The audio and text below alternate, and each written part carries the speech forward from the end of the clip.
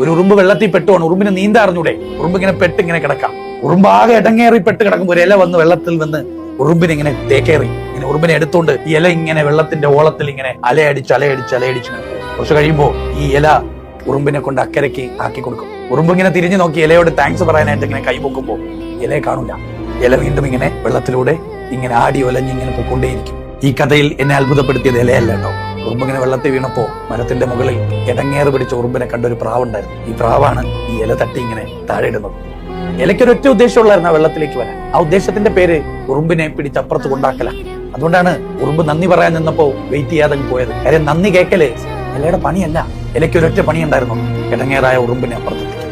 ഞാൻ പറയും, പ്രപഞ്ചത്തിന്റെ മുകളിൽ ഒരു വെളുത്ത വെളിച്ചം, പ്രാവിന്റെ കോലത്തിൽ ഒരു വലിയ വെളിച്ചം, പടച്ചവനെന്ന ഒരു വെളിച്ചം നമ്മളിങ്ങനെ തട്ടി ഈ ഭൂമിയിലേക്ക് വിട്ടത് ഇടങ്ങേറായി നിൽക്കുന്ന കുറെ മനുഷ്യർ. നമ്മുടെ അയൽപക്കമാകാം, നമ്മുടെ സൊസൈറ്റിയിലെ മനുഷ്യരാകാം. ഇടങ്ങേറായി നിൽക്കുന്ന ഈ മനുഷ്യരെയൊക്കെ ഇങ്ങനെ കൈപിടിച്ചിട്ട് അപ്പുറത്തോട്ട് കൊണ്ടെത്തിച്ചു കൊടുക്കണം. ഇത്രയേ ഉള്ളൂ നമ്മുടെ ഖലീഫത്തുള്ള എന്ന് പറയും.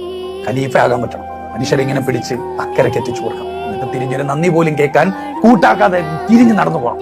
കാരണം എന്താണെന്നറിയാമോ? ഇലക്ക് കിട്ടേണ്ട ഒരു സുഖം, വേറെ ആരും അറിയാത്തൊരു സുഖം ഇലക്ക് കിട്ടുന്നുണ്ട്. ആ സുഖത്തിന്റെ പേര് വെള്ളത്തിന്റെ തണുപ്പാണ്. ഇല ഇങ്ങനെ മരത്തിന്റെ മുകളിൽ ചൂടത്ത് നിന്ന ഇലയ്ക്ക് വെള്ളത്തിൽ കിടന്ന് ഈ ഉറുമ്പിനെ സംരക്ഷിച്ചപ്പോൾ കിട്ടിയ ഒരു തണുപ്പുണ്ട്. ആ തണുപ്പിന്റെ പേരാണ് സ്വസ്ഥത. അസ്വസ്ഥരായിരിക്കുന്ന നമുക്ക് സ്വസ്ഥത കിട്ടണമെങ്കിൽ ഒരു ഇലയെ പോലെ തിരിച്ചൊന്നും പ്രതീക്ഷിക്കാതെ പടച്ചവൻ പറഞ്ഞ പണിയെടുത്ത് ഇടങ്ങേറായി നിൽക്കുന്ന മനുഷ്യരെ ചേർത്ത് പിടിച്ച് അപ്പുറത്തേക്ക് എത്തിച്ചു കൊടുക്കുക.